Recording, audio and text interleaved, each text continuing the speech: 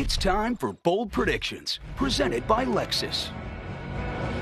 All right, it's time for Bold Predictions. Who's taking the first crack of it? Steve Mariucci, you have the floor. Super Bowl 52 Bold Predictions. What we got, buddy? Why are you staring? I don't know. Him down? We started the season smashing records, and we're going to end the season. Go for it. Guess who's tied with Tom Brady, your guy, for the most 300-yard Super Bowl passing performances? That guy right there, all right?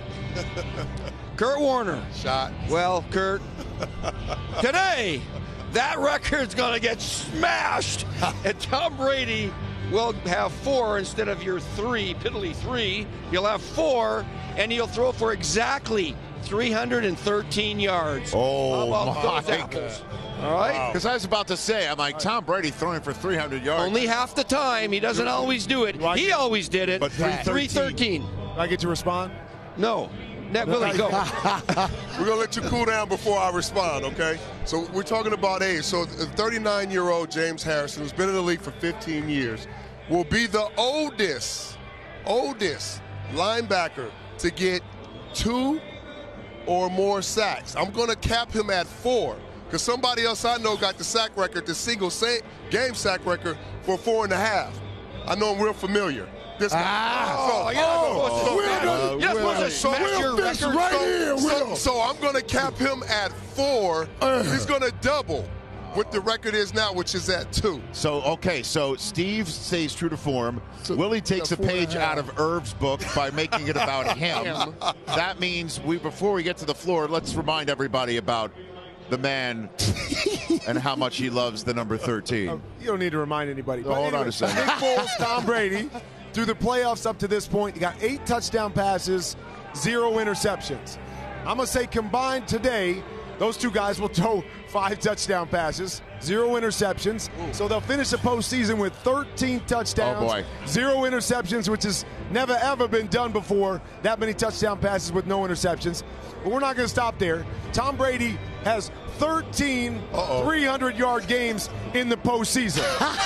After today, he's still going to have 13 because he's not going to quite get there. He's going to throw for 292 yards, which will put him as the first player in postseason history to go over 10,000 yards. He'll finish the postseason with 10,013 yards today. Gosh. And if you weren't counting at home, 292. Add them up, you got 13. You guys are so funny with that, man. Wow. And we just start messing around. Now, you know my guys, my producers sometimes like pulling up my bold prediction. And I'm going with Brandon Cooks here. And I'm saying Brandon Cooks, we always talk about, you talk about these never-evers. Never-evers are about history. Brandon Cooks will have exactly 188 receiving yards and 2 touchdowns.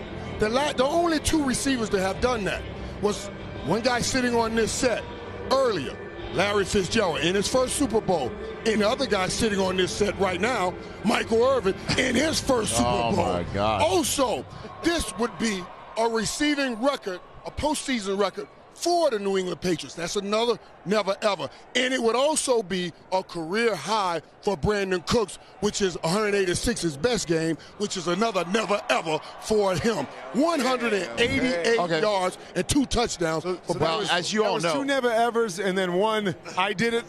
Yeah, I did it before. Right. I got it. Willie did it, and Willie just got here. It's all well and good. This is all well and good. But only one of us got their Super Bowl bold prediction correctly last year. Only one did it correctly. One got it spot on. That would be me, who said it would be the first ever Super Bowl with an overtime. Now, I did say that over and over again. I finally got it right. So I'm going to say this. My Super Bowl prediction, I'm going to do, stop playing music going to break. That means get off the stage. My prediction is this. Back-to-back overtime. Oh, here we go. And let me stack. Stacking it. Double overtime. Double overtime. I I almost fell off my What are you, chair. nuts? That'd be the greatest game in the world, man.